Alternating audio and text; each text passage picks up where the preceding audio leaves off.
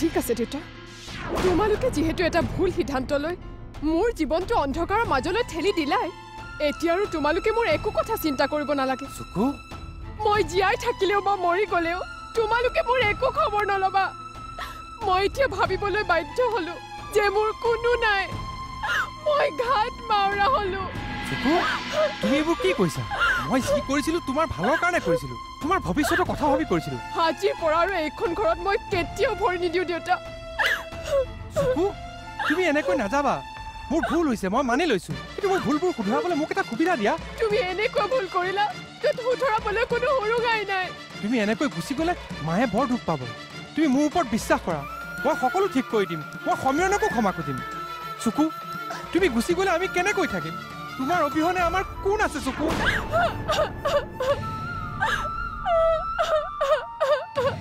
চুকু,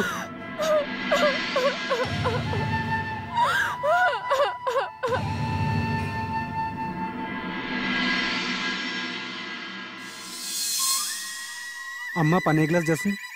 চাৰফৰাজ, তোৰ লগত মোৰ কথা কেইটামান পাতিব লগা আছে। ক। মই কিছুদিনৰ কাৰণে হজলৈ যাম। হজলৈ?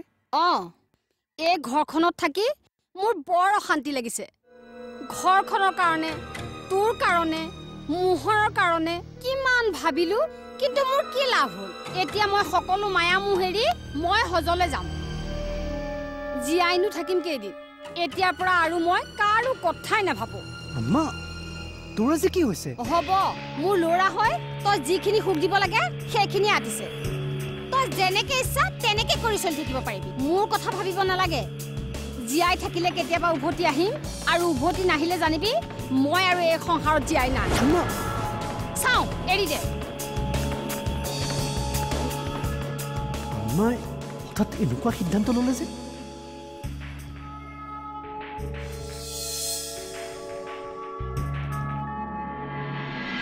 কোৱা, উপন্যাস জীৱনৰ পৰা আঁতৰি আহিবলৈ তোমাক কিমান টকা লাগিব? 1 লাখ, 2 লাখ, 5 লাখ? নালাগে। আপোনাৰ টকাৰে মই হেৰুৱা মা দেউতা, জন্ম পৰিচয়, উপন্যাস জানো উভতাই আনিব পাৰিম? এপদ এপদকৈ মোৰ জীৱনৰ সকলোৱে হেৰাই গ'ল। যিখিনি অভাৱ মই আপোনাৰ টকা পইচাৰে পূৰণ কৰিব নোৱাৰোঁ। এতিয়া মোৰ প্ৰেক্টিকেল কথা। উপন্যাসে হয়তো তোমাক ফোন কৰিব পাৰে, কাইণ্ডলি তুমি ফোনটো ৰিচিভ নকৰিবা। তোমাৰ কথা যেতিয়া মোক সুধিব, মই তেতিয়া ক'ম তুমি তাইক ইমান দিনে ভালেই পোৱা নাছিল, ভাল পোৱাৰ অভিনয়হে কৰিছিলা, আৰু সেইকাৰণে তোমাৰ বিয়াখন পতাত ইচ্ছা নাই। মই তোমাক কাতৰেৰে অনুৰোধ কৰিছোঁ, এইখিনি কাম তুমি এনেই কৰি দিব নালাগে, মাত্ৰ বিনিময়। তুমি যি বিচাৰা তাকে দিম। কোৱা, কি লাগিব? মই কৈছোঁ নহয়, মোক একো নালাগে। আপুনি এতিয়া ইয়াৰ পৰা যাওক। আপুনি যেনেকৈ কৰিবলৈ কৈছে মই তেনেকৈ কৰিম। গুড, মই তোমালৈ এখন ব্লেংক চেক পঠাই দিম। এমাউণ্টটো তুমি নিজে ভৰাই ল'বা। মই সমীৰণৰ বহুত অন্যায় কৰিলোঁ। মই এনে কাম কেতিয়াও কৰিব নালাগিছিলে। আজি সেইবোৰ কথাৰ কাৰণে চকুক হেৰুৱাব লগা হ'লে বৰ ডাঙৰ কথা হ'ব। মই কাক লৈ জীয়াই থাকিম? হে ভগৱান, মোক শুদ্ধ পথতে আহিবলৈ সুবিধা দিয়া। সমীৰণ শুদ্ধ পথতে আছে, মইহে। এতিয়া যদি এইবোৰ কথাৰ কাৰণে চকুৰ জীৱনটো ধ্বংস হয়, তেতিয়া কি হ'ব? মই মানুহৰ আগত মোক উলিয়াম কেনেকৈ?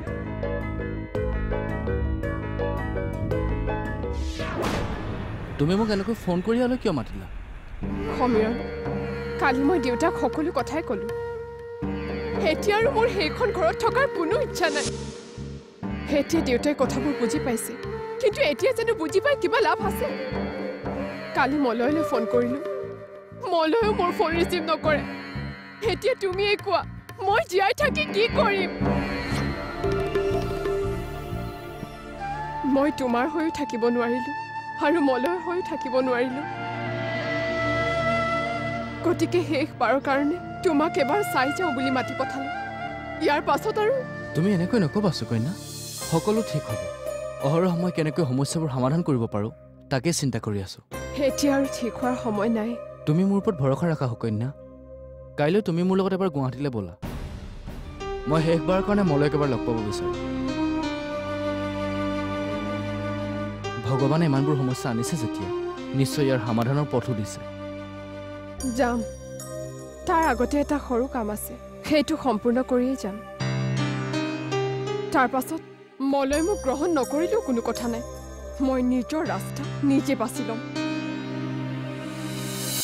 আজি অন্তত আপুনি মোক নিৰাশ নকৰিব অন্তত সহায় কৰিব নোৱাৰিলেও ক্ষমাটো কৰিব পাৰিব হা ইমান দিনে স্বাৰ্থত পৰি জীৱনটো উপভোগে কৰিলোঁ কোনটো ভাল কোনটো বেয়া একোৱেই বুজি নাপালোঁ কেতিয়াও কাকো বুজিবলৈ চেষ্টাও নকৰিলোঁ আজি অন্তত পলমকৈ হ'লেও মানুহ চিনি পাইছোঁ